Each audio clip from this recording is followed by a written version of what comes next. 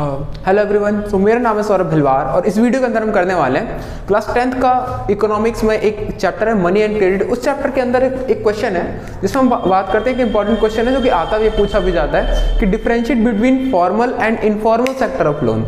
Formal and informal sector of loan में क्या difference है, औपचारिक और अनौपचारिक क्षेत्र में अंतर बताइए। तो ये यहाँ से हम दोनों जगह से कर्ज लेते हैं, लोन लेते हैं। तो कर्ज के दो ही स्रोत हैं, इन स्रोतों के बारे में हमको पढ़ना है और हमको डिफरेंशिएट करने के लिए पूछा जाता है बेसिकली कि दोनों में क्या डिफरेंस है बताइए। तो चलिए डिफरेंशिएट बताते हैं कि क्या डिफरेंस है दोनों के अंदर।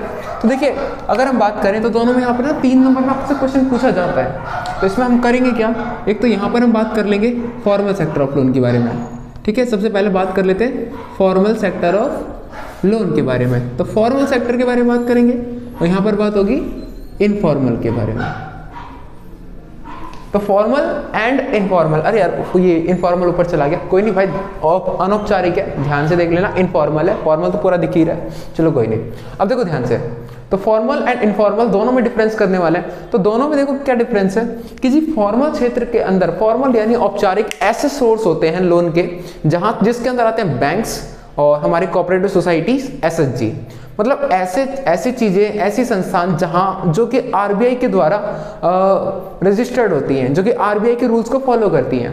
तो जो आरबीआई के रूल्स को फॉलो करते हैं उनको बोलते हैं फॉर्मल सोर्स ऑफ क्रेडिट। ठीक है, और जो आरबीआई के रूल्स को फॉलो नहीं करते, यानी रिजर्व बैंक ऑफ इंडिया के प्रोटोकॉल्स को फॉलो नहीं करते, उनको बोलते हैं इनफॉर्मल सोर्स ऑफ क्रेडिट। तो होपफुली कि आपको दोनों में डिफरेंस समझ में आ गया होगा। अगर 2 नंबर में पूछा जाता है तो बड़े आराम से आप बता सकते हैं कि जी दोनों में डिफरेंस क्या है। तो बेसिक सा डिफरेंस ये है कि जो फॉर्मल सेक्टर ऑफ लोन होते हैं ये आरबीआई की गाइडलाइंस को फॉलो करते हैं, और जो इनफॉर्मल सोर्स ऑफ क्रेडिट होते हैं ये आरबीआई की गाइडलाइंस को फॉलो नहीं करते हैं। तो बड़ा सिंपल सा यही था दोनों में डिफरेंस। तो अब हम देख लेते हैं अगर 3 नंबर में क्वेश्चन आता है तो डिफरेंशिएट कैसे करेंगे।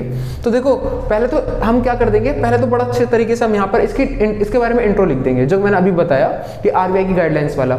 ठीक है, फिर हम इसके बाद में चलेंगे जी एक हमको यहाँ पर 3 पॉइंट हमको बता देने हैं। किसी तरीके से हम यहाँ पर 3 पॉइंट बताएंगे कि जी कैसे डिफरेंस हो रहा है। ठीक है, तो अब यहाँ पर देखो, अगर फॉर्मल सोर्स ऑफ क्रेडिट से अगर हम लोन लेते हैं तो होगा क्या, फॉर्मल सोर्स ऑफ क्रेडिट से लेंगे तो वहां पर हमको चाहिए होंगे क्या, प्रॉपर डॉक्यूमेंटेशन चाहिए ही होगी। ठीक है, हमको क्या चाहिए होंगे, डॉक्यूमेंट्स, पूरी कागजी कार्यवाही होगी। कागजी कार्यवाही नहीं होगी तो भैया समझ जाना क्या मामला कैसे चलेगा, है ना। क्योंकि बैंक में अगर आप लोन लेने जाते हो तो आपको डॉक्यूमेंट चाहिए ही चाहिए।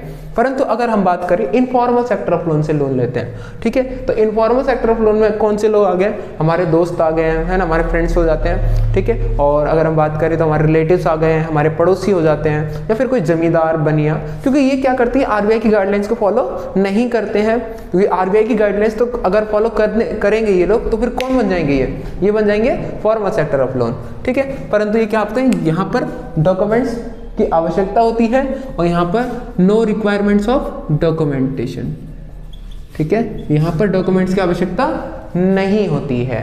ठीक है, तो आपको पहले समझ में आ जाएगा, डॉक्यूमेंट्स आर रिक्वायर्ड, ठीक है ना, नो नीड ऑफ डॉक्यूमेंट्स। ठीक है, यहाँ पर डॉक्यूमेंट्स की कोई भी आवश्यकता नहीं है, यहाँ पर कागजों की जरूरत नहीं है, क्योंकि वही जान पहचान है ना। जान पहचान आपकी कहाँ पर है, इनफॉर्मल सेक्टर ऑफ लोन में होती है कि दोस्त है यार, जानने वाला है, इसको कौन सा आधार कार्ड देना पड़ेगा, इसको हमें कौन से अलग अलग चीजें देनी पड़ने वाली, कुछ नहीं होने वाला है यहाँ पर। ठीक है, फॉर्मल सेक्टर ऑफ लोन से अगर हम लोन लेते हैं तो हमको एक चीज और पता होनी चाहिए, क्या, हमारे पास होना चाहिए कोलेट्रल। ठीक है, हमारे पास क्या होना चाहिए, कोलेट्रल होना चाहिए। कोलेट्रल को हिंदी में क्या बोलते हैं, समर्थक ऋणाधार। हिंदी में आपने सुना भी होगा बहुत बार इसको, गिरवी रखते हैं। जब हम किसी से कुछ भी लोन लेते हैं तो बैंक से अगर लोन लेंगे ना तो कोलेट्रल रखना बहुत ज्यादा जरूरी है। ठीक है, अगर हम कोलेट्रल लाइक कि भाई अगर हम उनका लोन चुका पाने में सक्सेसफुल नहीं होते तो हम क्या करेंगे, तो भाई अगर हम आपको लोन नहीं दे पाते तो आप हमारे उस सामान को बेचकर अपना लोन पूरा कर लेगा, है ना। तो बैंक वही काम करता है कि कोलेट्रल आपका रख लेता है कि लाइक अगर आपको कभी बैंक होम लोन देता है ना तो आपको क्या होता है, बैंक के वो जो घर है, होम लोन ले रहे हो, जो आपने जो घर लिया है उस घर के जो मेन जो डॉक्यूमेंट्स होते हैं वो अपने पास संभाल कर रख लेगा कि अगर आप लोन पे नहीं कर पाते हो तो क्या होगा कि बैंक उसको उन डॉक्यूमेंट्स से क्या हो जाता है कि भाई वो जो डॉक्यूमेंट्स है, वो जो कागज है, वो किसके पास हो जाएंगे, वो कागज हो जाएंगे बैंक के पास, और बैंक उसको क्या करेगा, बैंक उसको बेचकर अपना पैसा चुका सकता है। तो बैंक को नुकसान ना हो इसलिए बैंक क्या जमा करता है अपने पास, कोलेट्रल।